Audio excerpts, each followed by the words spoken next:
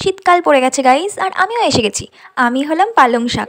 হ্যাঁ, এখন চারিদিকে শুধু পালং শাকই আমি দেখতে পাচ্ছি, আর সবাই পালক পনির আর পালক চিকেন বানাতে ব্যস্ত। তাই আমিও ভাবলাম একটু মুরগির মাংস এই পালং শাকটা দিয়েই দেখি কেমন লাগে। তো সেই ভেবেই আগের দিন যখন চিকেন আনা হয়েছিল, অল্প একটু চিকেন আমি তুলে রেখেছিলাম পালং শাক দিয়ে চিকেন বানাবো বলে। সো হ্যালো এভরিওয়ান, আমি সহিতা, ওয়েলকাম টু মাই সহিতাভার্স। আজকে আমি পালং শাক দিয়ে মুরগির মাংস বানাবো। তো তার জন্য আমি সবার প্রথমে পালং শাকটা একটু নুন দিয়ে সেদ্ধ করে একটা ভালো করে পেস্ট বানিয়ে নিয়েছিলাম। তারপরে কড়াই সর্ষের তেল গরম করে দিয়ে দিয়েছিলাম তাতে অল্প একটু দারচিনি আর তেজপাতা ফোড়ন। তারপর দিয়ে দিয়েছিলাম 3টে বড় সাইজের পেঁয়াজ কুচোনো।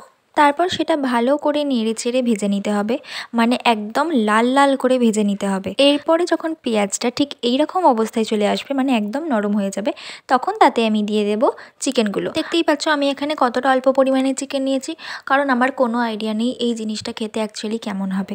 তো সেই হিসেবে আমি একদম অল্প চিকেন নিয়েছিলাম। তো সেই চিকেনটা দিয়ে ভালো করে একটু ভেজে নেওয়ার পর আমি এখানে দিয়ে দিয়েছিলাম টমেটো বাটা। ওই মোটামুটি 1.5 টমেটো বাটা আমি এখানে ব্যবহার করেছি। তারপর ওই 2 মিনিট মতো নেড়ে চেড়ে নেওয়ার পর আমি এখানে দিয়ে দিয়েছিলাম 1 চামচ আদা রসুন বাটা। এরপর আদা রসুন বাটাটা দিয়েও আমি বেশ কিছুক্ষণ একটু নেড়ে চেড়ে ভেজে নিয়েছিলাম। তারপরে এর মধ্যে একে একে আমি দিয়ে দিয়েছিলাম পরিমাণ মতো হলুদ গুঁড়ো, জিরে গুঁড়ো, ধনে গুঁড়ো আর লঙ্কার গুঁড়ো। তারপর এটা ভালো করে একটু নেড়ে চেড়ে নিয়ে এর মধ্যে আমি দিয়ে দিয়েছিলাম স্বাদ মতো নুন। এরপরে এটা ভালো করে কষাতে হবে যতক্ষণ না এটা মোটামুটি তেল ছাড়া ছাড়া হয়ে যাচ্ছে। গ্যাসটা একটু লো ফ্লেমে রেখে কষাতে হবে।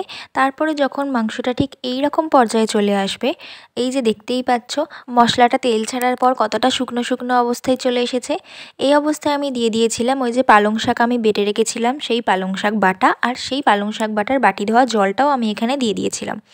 এরপরে এটা ভালো করে নেড়ে ছেড়ে নিতে হবে, মানে মাংস কষার মশলার সাথে পালং শাকটা একদম মিশিয়ে নিতে হবে। এবার একটু ফুটতে ফুটতে সেই অবস্থায় আমি দিয়ে দিয়েছিলাম অল্প পরিমাণে একটু চিনি আর স্বাদ মতো নুন।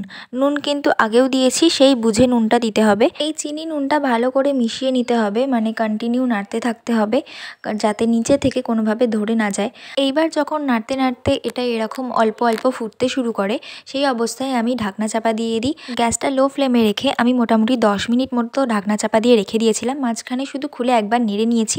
10 মিনিট মতো ঢাকনা চাপা দিয়ে রান্না করার পর মশলাটা অনেকটা ঘন হয়ে গেছিলো, কিন্তু আমার যেহেতু আর একটু গ্রেভি দরকার ছিল সেই কারণে আমি দিয়ে দিয়েছিলাম আরও একটু জল। তারপর আরও একটা জায়গায় অল্প একটু সর্ষের তেল গরম করে তাতে আমি একটু রসুন কুচি করে দিয়ে দিয়েছিলাম। অন্যদিকে যখন মাংসতে দেওয়া জলটা ফুটতে শুরু করে আর মোটামুটি ঘন হয়ে যায়, তখন আমি ওই রসুন তেল গরম করাটা ওপর থেকে ফোড়ন দিয়ে দিই। দিয়ে তারপর একটু নেড়ে চেড়ে নিয়ে আমি নামিয়ে নিই। তোমরা দেখতে পাচ্ছ এটা কতটা সুন্দর দেখতে হয়েছে, আর এটা কিন্তু খেতেও ভীষণ সুন্দর হয়েছিল। আমি ভাবিনি সত্যি যে পালং শাক দিয়ে মুরগির মাংস এত সুন্দর হবে। আর এটা কিন্তু রুটি, পরোটা, ভাত যে কোনো কিছুর সাথে ভীষণ সুন্দর খেতে লাগে। তো আজকের রেসিপিটা তোমাদের কেমন লাগলো অবশ্যই কমেন্টে জানিও। আবার দেখা হচ্ছে নেক্সট ভিডিওতে। আজকের মতো টাটা।